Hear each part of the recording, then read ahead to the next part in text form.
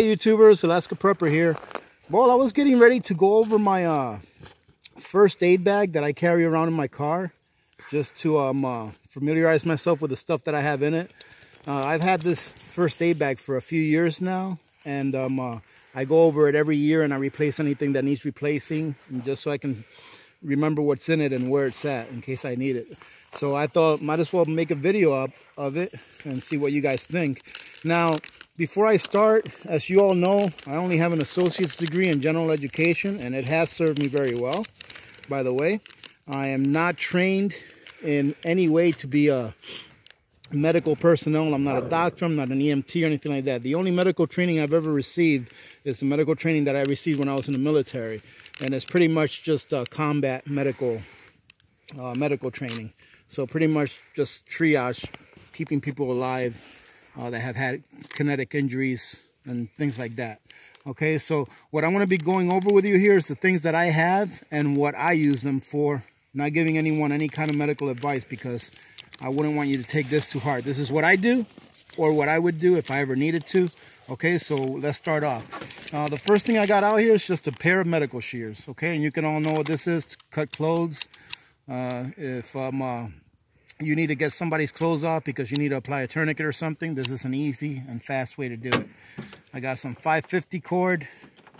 I guess you can use this to make a tourniquet out of it if you have to. You can use this to make a gurney out of it if you had to. You know, like if you had to carry someone away with some sticks. A lot of uses for this, obviously.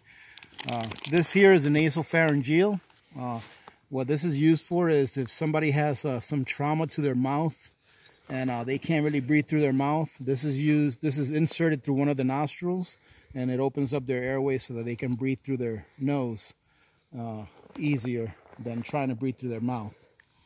Let's see. I got some matches in here. This is a medical kit, but who knows? I probably just ran out of room in my other bag and put matches in there. I have some safety glasses in here.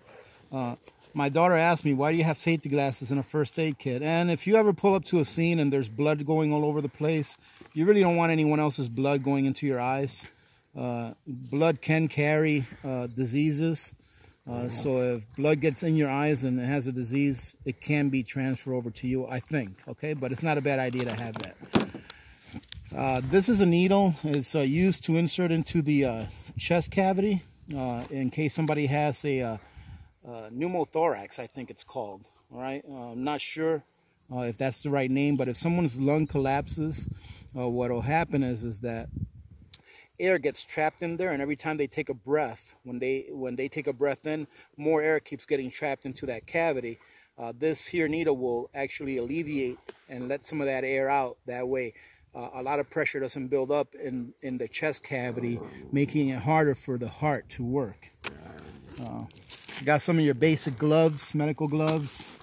And these you do want to check every few years, because the older they get, they do lose their elasticity, and they do become brittle. I have a P38. And why would I have a P38 in a first aid kit? Well, who knows? You might be doing CPR on someone and you get hungry and want to open up a can of tuna. That was just a joke. But this is just like the matches. Probably saw a nice little spot for it and I threw it in there. I have a marker with some index cards. If you come up on a situation where you have to document the person that you're treating, for example, if you put a tourniquet on, you want to use the marker to put a T on their forehead and the time in which you applied the tourniquet. You would probably want to use this to document their, you know, how many, you know, their, what do you call it?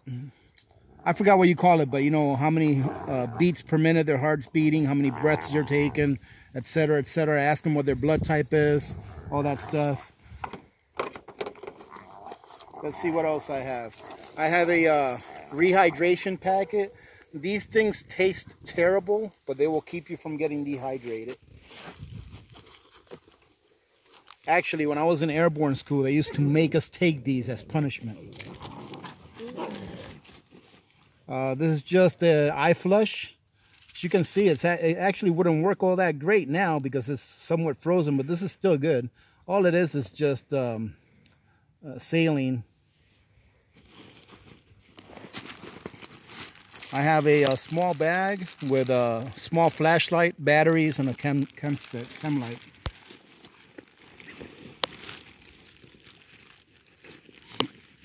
Let's see what else I have in here. Oh, that's pretty much it.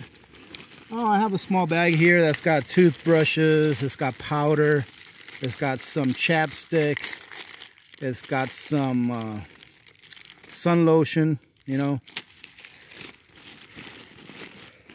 Let's see our bigger compartment. As you know, this is part of my survival kit, so we have some toilet paper in there. Never want to go anywhere without some of this, because you just never know. We have some fire making stuff in here. We have some tea light candles. Tea light candles used for fire making is a good idea, because all you have to do is light the candle, and the candle should stay lit long enough for you to be able to start a fire. We have a metal eye patch in case you need it in case you sustain an eye injury, along with some eye patches. Have an extra pair of bootlaces in there. Have some moleskin in there. Have a pair of tweezers in there.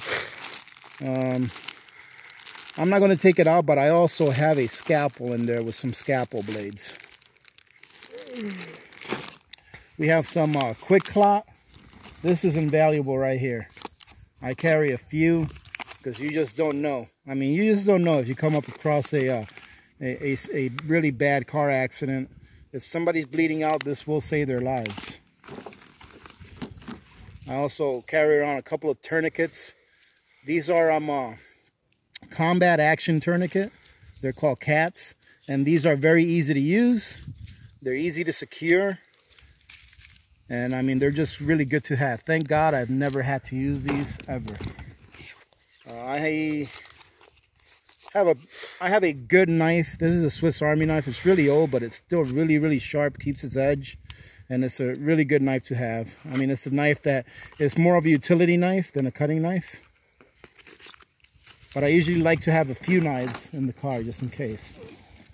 Let's see, I have a small first aid kit that has some of these. It's got another tag. Got some iodine.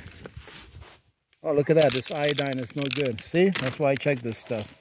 That iodine is no good, so I got to replace that. But I've got just your basic Band-Aids. I've got gauze in there. I do have another iodine in here that's good. This one is good. I can tell what happened with this one. This one froze up and the glass in there broke. So it's good. That's why you guys should go through your things every once in a while. You know, not all the time. You don't have to do it all the time, but every once in a while it helps, because that way it lets you know if something needs to be replaced. This is a Sawyer water filter. I mentioned these before. These little things are awesome. You can use it in many different ways. Here, when it gets warmer outside, I'm going to do a review of one of these, because there's a lot of ways that you can use this. You can use it like a straw filter. You can actually put water in this bag and attach the filter to this. You can actually put this in a 5-gallon bucket. There's a lot of ways, so I'll do a review on this later on. Let's see. Got Diety wipes, or baby wipes. I've always called them Diety wipes. I've got a wrap. I've got a baklava to help keep your head warm if you need it. I got a splinter, a forming splinter. I actually have 2 of these in here. And other than that, that's it, ladies and gentlemen. The stuff that's left in here is leftovers or duplicates of what I've already showed you. I also have a compression bandage. Oh, and this is very nice to have. This is a medical stapler. Okay, so if somebody has a gashing wound that is really bad, you can staple it back together. This comes in here, it's sterilized, so all you have to do is take it out and use it. All right, I don't have a staple remover in this bag, but I have one in the house, because obviously you're not going to remove the staples right away. But this is a really good way to close up a wound in a real quick hurry, and this instrument is already sanitized in there, sanitary. Sorry about all the sniffling. That's my daughter there. She's being the cameraman today, and she's got the sniffles. Other than that, ladies and gentlemen, that's about it. What you see there is what I got. I mean, like I said, I've never had to use this, which is good. I've never come across a situation where I had to apply a tourniquet to someone, which is also a good thing. That's about it. It's a beautiful day today in Alaska. As you guys can see, look at that sky. There is not one cloud in sight. Not one cloud. And the sun is sticking around later and later. Usually we, starting the late December or so, probably around December 22nd, December 21st, after the solstice, we start gaining about 7 to 8 minutes of sunlight a day. There's the dogs. What you doing, girl? Look at her. That's Bella. Say hi. Say hi, dog. There's dog.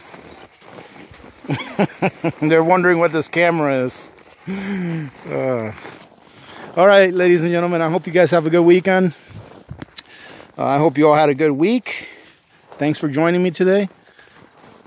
Just remember to be good to each other. Remember that when good people do good things happen. Reach one, teach one, and repeat. If everyone did that, the world would be a better place. No, it will be a better place. And many blessings to all of you and your families. This is Alaska Prepper. I'm out.